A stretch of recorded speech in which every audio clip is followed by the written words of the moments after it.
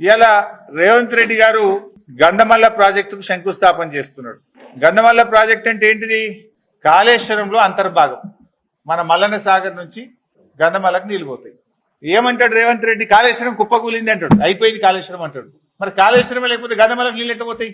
ఏది భువనగిరి జిల్లా, యాదాద్రి జిల్లాకు పోయి బీఆర్ఎస్ ప్రభుత్వం కాళేశ్వరంలో భాగంగా రూపొందించిన గంధమల్లకు ఇలా కొబ్బరికాయ కొడుతుంది. మరి కాళేశ్వరం కుప్పకూలిందన్న రేవంత్ రెడ్డి మరి గంధమల్లకు ఎట్లా కొబ్బరికాయ కొడుతున్నావు? గంధమల్లకు నీళ్ళు పోవాలంటే ఆడికెళ్ళి పోవాలి. మల్లన్న సార్కి ఎడికెళ్ళి వస్తాయి, రంగనాయక సార్కి ఎడికెళ్ళి వస్తాయి, మిడ్ మానేర్కెళ్ళి ఎడికెళ్ళి వస్తాయి, ఎల్లంపల్లికి వెళ్ళి వస్తాయి. ఇదంతా కాళేశ్వరం కాదు ఇది. మరి కాళేశ్వరం కుప్పకూలింది, 1,00,000 కోట్లు పోయినాయని రోజు పొద్దుగా వేస్తావు కదా. మరి కాళేశ్వరమే కూలిపోతే గంధమల్లకు నీళ్ళు ఎక్కడియో రేవంత్ రెడ్డి చెప్పాలి ఇవాళ సమాధానం. నువ్వు ఇంతకాలం చెప్పేది అబద్ధమో అని స్పష్టంగా అర్థమవుతుంది.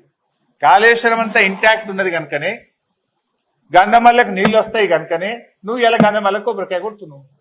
అంటే నువ్వు ఇంతకాలం చెప్పిందంతా కుప్పకూలింది అని నువ్వు మాట్లాడేదంతా అబద్ధము, గోబల్సు, తప్పుడు ప్రచారం చేసినావు. మూసి సుందరీకరణ చేస్తా, మల్లన్న సాగర్ నీళ్లు తీసుకుపోయి కాళేశ్వరం నీళ్లు తీసుకుపోయి మూసీలో పోస్తా అంటాడు. మరి కాళేశ్వరం నీళ్లు మూసీలో పోస్తా అంటావు, హైదరాబాద్ తీసుకుపోతా అంటావు. కాళేశ్వరం నీళ్లతోని గంధమల్లకి ఇలా కొబ్బరికాయ కొడతావు, ఇంకో దిక్కేమో కాళేశ్వరం కూలింది అంటావు. ఇది అంతా కూడా రాజకీయాల కోసం రేవంత్ రెడ్డి మాట్లాడే తప్ప ఆయన మాటల్లో నిజాయితీ లేదు.